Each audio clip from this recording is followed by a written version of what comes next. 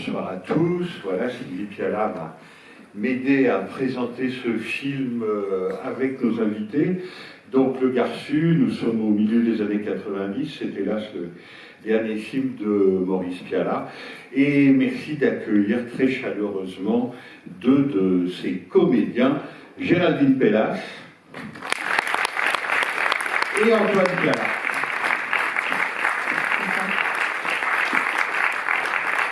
Alors Sylvie, c'est toi qui fais la production? Non, moi je suis très émue, mais moins que Géraldine, je crois, et encore moins que mon fils, je pense aussi.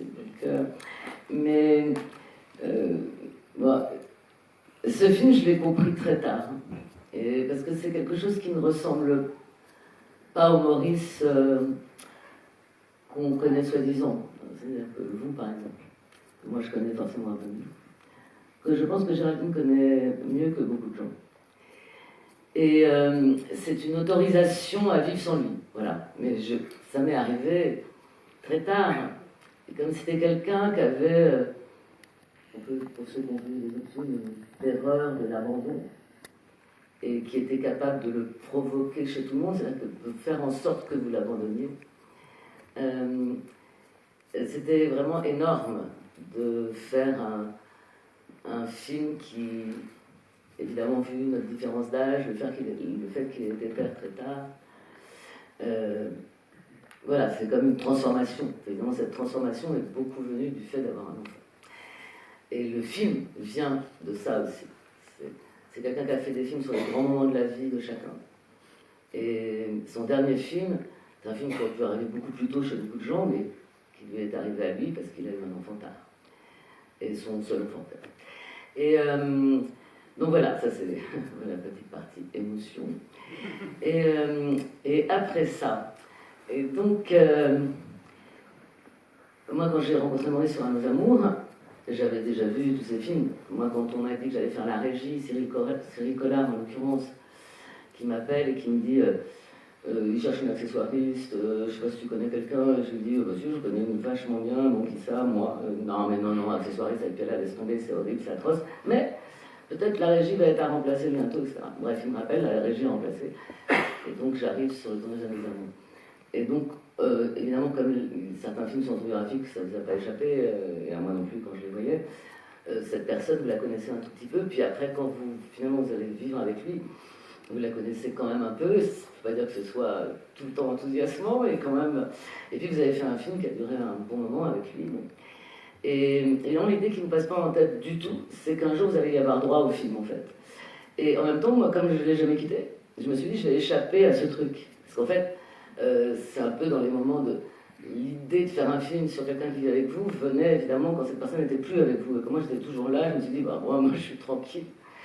Et d'ailleurs Toscan disait parfois, parce que c'est vrai que parfois Maurice ne savait pas trop quoi tourner après, le film d'après. C'était pas le genre qui avait 20 scénarios dans son tiroir. Et Toscan disait, vous ne pourriez pas quitter Sylvie qu'on fasse un film quand même bientôt, quoi. Et d'ailleurs, dans ce film, je le quitte, enfin entre guillemets, puisqu'il fallait bien, parce que sinon c'était, ouais, on a eu un enfant, c'est super. Super, bon, il perd son père quand même, ouais, mais quand même c'est super. Et donc évidemment, il y a peu de tension dans ce script. Et d'ailleurs, il y a une tension, mais qui n'en est pas une, puisque le personnage du père est comme un fantôme toujours présent. Et voilà. Et maintenant, j'en arrive... bon, alors, évidemment que c'est son fils qui allait jouer, ça c'était sûr. Donc, quand on avait 3 ans et demi. Et c'était aussi un cadeau d'imprimer sur la pellicule son enfant, bien sûr. Et donc, s'est posé le problème de la mère, qui allait incarner cette personne. Maurice, comme il voulait faire un film où tout se passe bien avec les enfants, avait décidé que ce serait le petit copain d'Antoine de l'époque et sa mère qui allait jouer ce rôle. Comme ça, c'était facile, elle connaissait bien Antoine et tout allait bien se passer devant la caméra, etc. Et donc elle a fait quelques essais, c'était très bien, puis au fur et à mesure, ça n'allait plus du tout. Et donc nous voilà à quelques semaines, une semaine du tournage, et nous n'avons pas le rôle féminin principal. Et donc, on ne se séparait jamais, mais là il était resté à la campagne et moi j'étais à Paris. Ou inversement, je ne sais plus. Enfin, moi j'allais devant la télé devant l'émission de Miso à l'époque, qui s'appelait Le Grand Journal, je crois, enfin Le Grand, c'est ça, je ne sais plus. 11 minutes à moi. Non, 11 minutes à moi, c'est quand il n'y avait qu'une seule personne. Non, celle du midi. Enfin, celle qui Tu parles de soir. Judas et de... Ah voilà, c'est ça. Ouais, C'est- nulle part ailleurs. Nulle part ailleurs. Et c'était La Neige et le Feu. Certainement, Oui, c'est ça. Ouais, oui, P5. Et donc, je vois une jeune actrice qui venait faire la promotion de La Neige et le Feu. Et je la vois. Et je dis à Maurice, j'ai trouvé la fille pour le rôle. Et il me dit, ah bon, alors il met la télé, bien sûr. Et je lui dis, mais c'est fou, cette femme. Donc, cette femme, elle a, dans le regard, tu t'enfonces tellement loin dans ses yeux, il y a quelque chose d'absolument incroyable. Et ça a été très vite fait. Après. Mais tu te souviens pas qu'il m'a proposé l'autre rôle d'abord? Si, je me souviens. Oui, enfin, bon, c'était... Et ce qui était fou, parce que là, maintenant, ça se voit plus du tout, mais je me suis pas du tout dit, ah putain, elle me ressemble à mort, c'est génial, alors que l'autre femme qui devait faire le rôle était blonde ou rousse, avec les yeux clairs, enfin, et ça m'est apparu très tard. Qu'on était, enfin, en fait, quelque part, on avait quelque chose de commun physiquement, j'entends. Pas ce grand truc des yeux profonds, mais voilà. Mais et c'est très joyeux, et je me disais que elle arrive une semaine avant, effectivement, elle passe des essais pour l'autre rôle, et puis pouf, elle a le rôle, et hop, on tourne, en fait. Voilà. Donc je suis très contente d'avoir présenté Géraldine comme ça, et maintenant je les laisse parler tous les deux. Ben voilà, on va laisser Géraldine poursuivre. Donc vous voilà choisi, élu même, à part que c'est un dispositif un peu particulier quand même pour un film très particulier. Comment ça commence? Et en fait, tout partait mal, beaucoup plus mal que ce que Sylvie vient de dire, puisque ce que tu omets de raconter, c'est que l'année où Van Gogh a eu 12 nominations au César, moi j'en avais une, et c'est celle de l'espoir, et c'est moi qui ai gagné contre les deux actrices qui étaient dans le film de Maurice.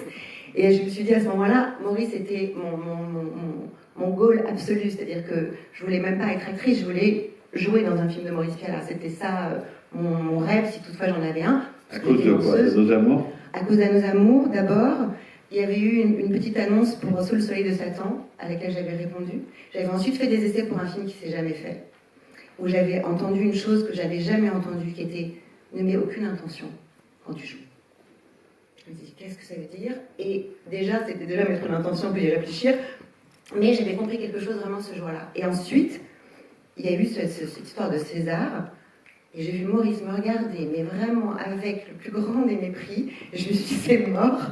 Jamais de ma vie, je tournerai avec cet homme qui est mon rêve de cinéma, mon cinéaste adoré. Et puis, il y avait eu aussi cet épisode que tout le monde a vu, qui était la Palme d'Or à Cannes.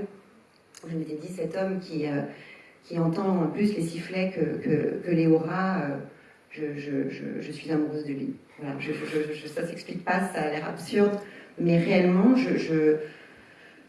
pour moi, Maurice, c'est une succession de malentendus toute sa vie, toute sa carrière, et même encore aujourd'hui, quand on en parle, j'entends des gens dire des choses, et au fond, si on n'a pas été sur un plateau avec lui, si on n'a pas côtoyé, il reste extrêmement mystérieux, parce qu'il était tout et son contraire absolument simultanément. Donc c'était des choses à résoudre. Effectivement, une semaine avant le tournage, il me dit, donc tu n'as plus le rôle, je te donne l'autre. Bon, il fallait...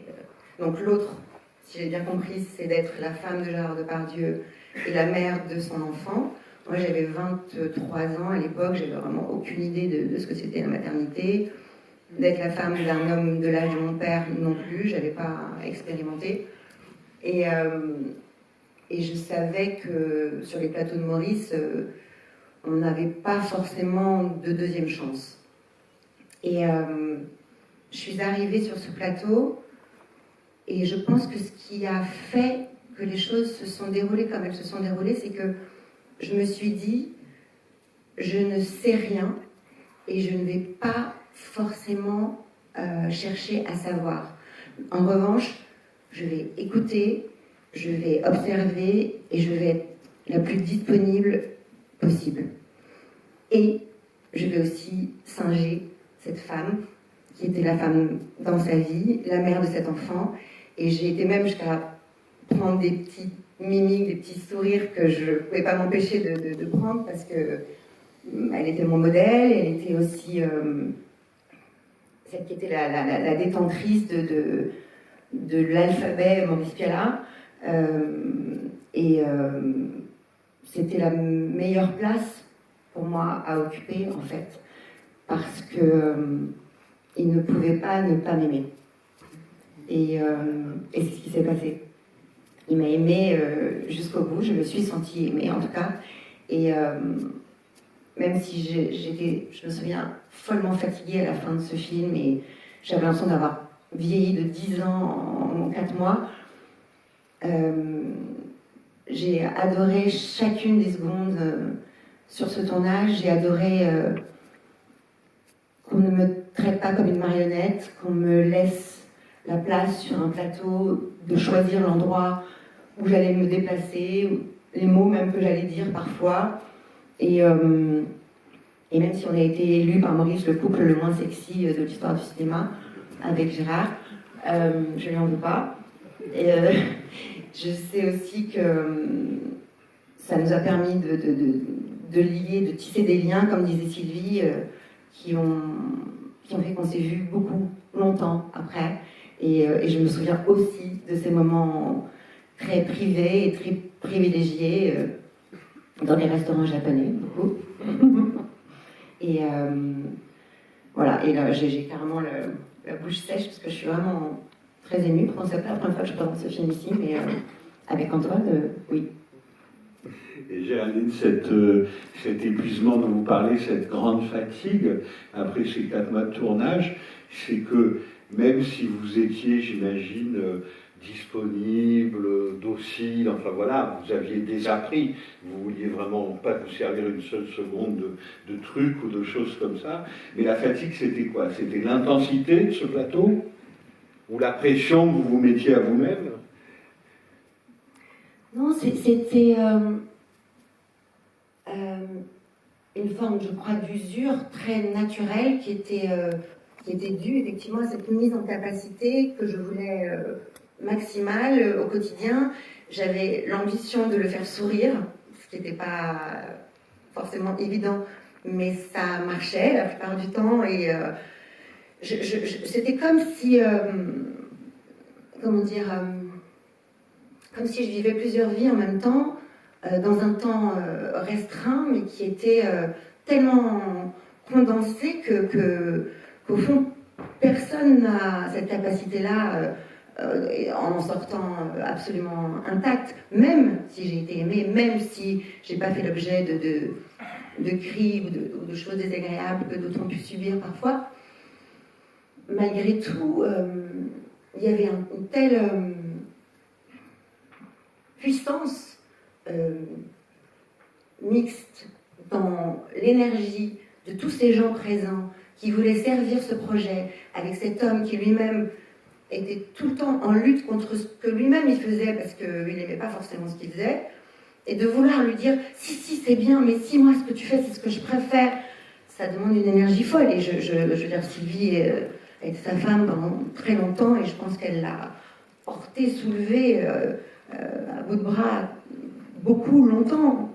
Et moi, quelques mois, ça m'a déjà suffi.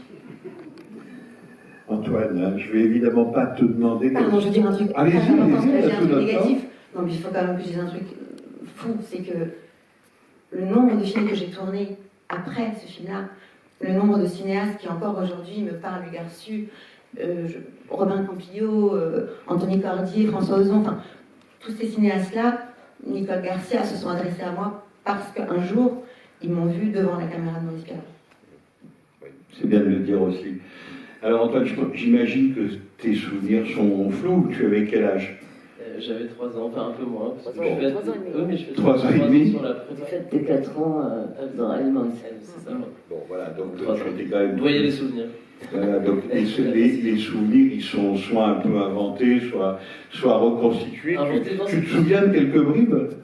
J'ai des bribes mais des sensations comme je pense chacun d'entre vous qui peut essayer d'aller chercher des souvenirs de quelqu'un qui a 3 ans. Mais non, ça va être, je sais pas, vous verrez des scènes de bateau, bah, ça va être, je sais pas, l'odeur de l'essence, ou le fait de courir beaucoup pieds nus. donc des sensations. Ça me fait, bref, c'est de cet ordre-là. Après, c'est plus qu'inventé, c'est plus fantasmé par des photos, un film qui est là et qui, d'une certaine manière, est un film de vacances à gros budget. Enfin, pour moi, en tout cas, c'est très particulier d'avoir ça.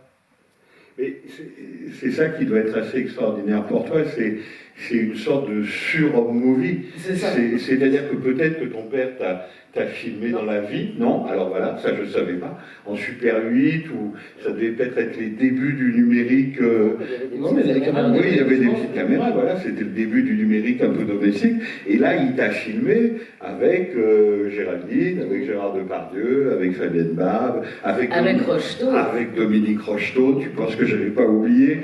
Merci Sylvie. Et 40 personnes sur le plateau. Voilà, et 40 personnes sur le plateau.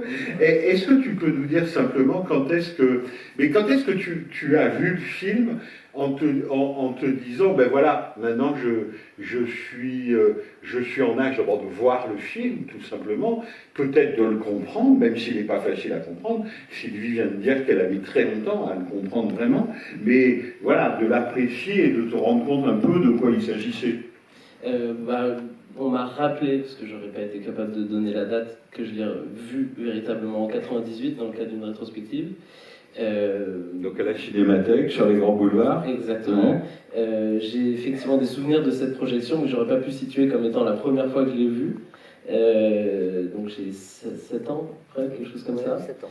Et effectivement, mais j'ai eu la chance de pouvoir voir des films déjà à cet âge-là qui étaient peut-être compliqués pour 7 ans, qui faisait que je me posais pas tellement cette question de est-ce que je peux le comprendre, je regardais comme les films qu'on m'avait montrés, puisque évidemment je choisissais pas toujours, sauf ceux que je voulais revoir comme les Aristochats, mais ou d'autres, Princesse Mononoke, tout ça. Et enfin voilà, j'ai pas eu le sentiment de me dire que j'étais prêt à le voir, ou pas, je l'ai vu, voilà, on me l'a montré, comme beaucoup de choses. Et alors, moi je me souviens, toi tu t'en souviens pas, mais Sylvie doit s'en souvenir, c'était pas moi, c'était 2 amis à moi, quand on interviewait Maurice Pialat à la sortie du film, bon, il était tel qu'en lui-même, hein, il était plus ou moins bavard, plus ou moins dissert, mais dès qu'on lui parlait de toi, il insistait sur un point, mais presque en boucle, enfin, l'enfant n'a pas souffert du tout. Comme si quelqu'un allait lui reprocher quelque chose. Enfin, c'est vrai, Sylvie, qu'il avait peur de ça Oui, sûrement, parce que c'est vrai que faire jouer ton propre enfant, enfin, c'est-à-dire que tout était un peu organisé autour d'Antoine sur le film. C'est-à-dire que Antoine était toujours filmé en premier, pour pas qu'il y ait trop d'attente. Il y avait une pièce entière qui était comme sa chambre, et donc il n'y avait rien d'écrit, forcément, parce qu'il ne savait pas lire, mais il savait lire en fait à 3 ans et demi, non pas du tout. Et donc, évidemment, on lui racontait la scène, c'était des scènes qui avaient été prises dans sa vie, mais dont lui ne se souvenait pas forcément. Et après ça seulement, tout le reste venait se mettre autour. Donc c'était, oui, et je crois, d'ailleurs c'est drôle parce qu'il y a un moment où il y a Gérard dans une scène qui crie un peu fort, et Antoine qui dit « il faut pas me fâcher ». Et moi je gardais cette phrase, je la dis tout le temps, il faut pas me fâcher. Tu es un très très grand dialoguiste. Hein. Et évidemment c'est ce qui n'est jamais arrivé sur le film entre Maurice et son fils, quoi.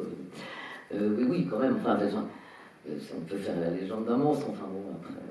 Enfin, sur ce film-là, et avec son fils et avec Cassel. Et ce qu'il faut dire aussi, je pense, comme c'est un nom qui est un peu difficile à prononcer aujourd'hui, c'est que moi, j'ai vu Gérard empêcher des gens de jouer, dans une jalousie enfantine, et notamment des gens qui n'étaient pas très expérimentés. Et moi, je me disais, mais enfin, Gérard, de toute façon, c'est toi qui auras la scène, laisse-le vivre. Si tu l'asphyxies là, et par exemple sur Police, alors Gérard, après, c'était devenu redondant, je l'asphyxie, pareil que je l'asphyxie, mais je trouve, enfin, moi, ce que j'ai vu avec Géraldine, il y a une bienveillance quand même très immédiate, alors que c'est quelqu'un qui peut vraiment, mais vraiment dans une jalousie de môme, quoi, ne pas supporter qu'on aime l'autre acteur et encore moins l'autre actrice.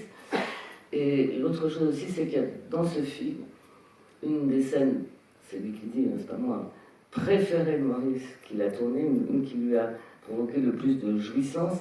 C'était pas du tout un metteur en scène qui était au combo, c'est-à-dire qu'il n'était pas dans une autre pièce avec un petit écran en train de voir ce qui se tournait, c'est quelqu'un qui était vraiment le premier spectateur de son film et de ses acteurs. Où est-ce qu'il se mettait? À côté de la caméra? Oui, à côté de la caméra, en général, debout. Et c'est la scène des tartines. Donc je ne la dévoile pas, mais quand vous la verrez arriver, la scène des tartines, il l'a dit, je pense qu'il te l'a dit, on l'a tous entendu. Pour lui, c'est une des plus grandes scènes qu'il ait tournées et des plus jouissives pour lui. Voilà. Et par ailleurs, Antoine, est-ce que tu te souviens quand même d'avoir joué? Parce que c'était presque un double jeu. Enfin, tu pouvais jouer, on te demandait de jouer, on devait te donner quand même quelques indications, parce qu'il fallait que la caméra soit sur toi, te suive, etc. Tu te souviens un peu de ça ou pas du tout? J'ai quasiment pas de souvenirs, mais je sais qu'il y avait un dispositif qui était mis en place où t'étais pas très loin. Oui, moi je suis dans quand il y a des scènes entre deux. Je suis évidemment. C'est moi qui suis en face de lui en fait. Vous ne verrez pas. Hein. Vous verrez ma main. Tout le monde parle de Maurice, le cinéma, le réel, la vérité, etc. Et en fait, il y a énormément de choses qui sont fabriquées dans ce film-là, et donc ça veut dire dans les autres aussi. C'est intéressant d'entendre des cinéastes comme Truffaut ou Chabrol qui cherchent à comprendre comment ce cinéaste arrive à obtenir ce genre de résultats qui rendent l'image presque en volume. On a l'impression de pouvoir toucher les personnages. Enfin, moi, j'ai vraiment ça avec l'image de Maurice et avec le son d'ailleurs aussi. Il y a quelque chose qui est tellement vivant que, effectivement, je comprends que d'autres cinéastes se disent mais comment on obtient ça? Et d'ailleurs, beaucoup de gens ont pensé à tort que c'était par de la brutalité, etc. Ça, je pense que c'est l'improvisation. Ou l'improvisation, enfin, et qu'il y avait une méthode. Voilà. Et en fait, non, il n'y avait pas de méthode du tout. En revanche, toujours cette histoire de disponibilité. Donc, quand on posait la question à Antoine, moi, je me souviens effectivement surtout de la disponibilité aussi de l'équipe, qui était sans arrêt en train de devoir être la plus grande mobilité possible et de pouvoir tourner à 360 degrés. Donc, tout ce qui était projo, dans le plan, etc., ça devait ne pas exister. On devait vraiment avoir... on devait pouvoir suivre les personnages, et du coup, Gérard et moi, on avait la même chance d'une certaine façon qu'Antoine. La caméra nous suivait où qu'on aille, et ça c'est quand même très particulier. Quand tout ça, j'étais pas une marionnette. Je dis pas que les acteurs sont des marionnettes, mais on a quand même tendance à imaginer qu'on nous demande d'être à une place très précise, etc. Et avec Maurice, il y a ce plaisir fou de sentir qu'on est vraiment acteur du plan, et que si l'équipe ne suit pas, c'est qu'elle merde. C'est pas nous qui merdons. Et puis là, il y a quelque chose d'extraordinaire dans le film. Enfin, moi, ça m'avait beaucoup frappé à l'époque, parce que justement, ça, il me semble que c'est une sorte de dialectique ou de rhétorique très pialatienne. Est-ce que c'est la fabrication ou est-ce que c'est le réel? C'est que j'imagine, Antoine, ton père, tu l'appelais papa. Oui, voilà. Évidemment. Et bien voilà. Et bien dans le film, tu l'appelles Gros Gégé, parce que c'est comme ça que tu as appelé Gérard Depardieu dans la vie. Et je trouve ça en dit long, le fait qu'il n'ait peut-être pas essayé une seconde que tu dises papa, mais que Gros Gégé, eh ben, ça allait très bien, même si c'est bizarre d'appeler son père comme ça. Donc je ne sais pas si vous vous en apercevrez en voyant le film, et si c'est la première fois que vous voyez le film, mais ça fait partie de ces petits hiatus comme ça, peut-être de la méthode, même si j'ai dit qu'il n'y a pas de méthode, de Maurice Pialat. Non, mais c'est vraiment un esprit d'à propos, surtout parce que, par exemple, il y a des plans où on voit Antoine crier « Maman !» Et moi, j'étais genre en train de bouquiner, et on me disait « Vas-y !» Je savais pas ce qui se passait, et j'y allais, j'étais la maman. Et ce qui était incroyable, c'est qu'ils switchaient, et que je devenais la maman. Et ils disaient pas « Mais non, pas toi !» Non, ils continuaient de faire ce qu'ils étaient en train de faire, mais avec moi. Et une fois qu'il m'a appelé maman, vraiment, genre, en face à face. Aussi dans le film d'ailleurs, mais une fois. Merci infiniment à tous les trois. On a une pensée, Sylvie, pour Dominique Rocheteau. Tout à fait. Voilà, qui est extraordinaire dans la scène dite des tartines, mais qui est très très bien dans le film. Et alors lui, quand on l'interviewait à l'époque, il n'avait pas encore compris, Rocheteau, que c'était plus les années 70, on était dans les années 90. Donc le foot, c'était devenu très noble, on prenait plus du tout les spectateurs pour des crétins, et il tombait sur des critiques de cinéma, comme moi, qui lui disaient, mais c'était comment à Geoffroy Guichard, là, quand vous avez battu Kiev 3-0? Et il nous disait, mais vous vous foutez de ma gueule? Et on lui disait, mais pas du tout. En plus d'être un acteur de Maurice Pialat, vous êtes le héros de mon enfance. Et donc je crois que ça lui faisait plaisir. Et puis aussi Fabienne Bab, qui n'est pas avec nous ce soir et qui est l'autre femme du film. Et Elisabeth Depardieu. Et Elisabeth Depardieu. Voilà, j'en aurais oublié. Et Claude Davy. Et Claude Davy, Et Claude- génial dans Le Père mort. Voilà, qui joue le garçu sur son lit de mort. Merci infiniment à tous les trois. Bonne projection. Merci d'être là.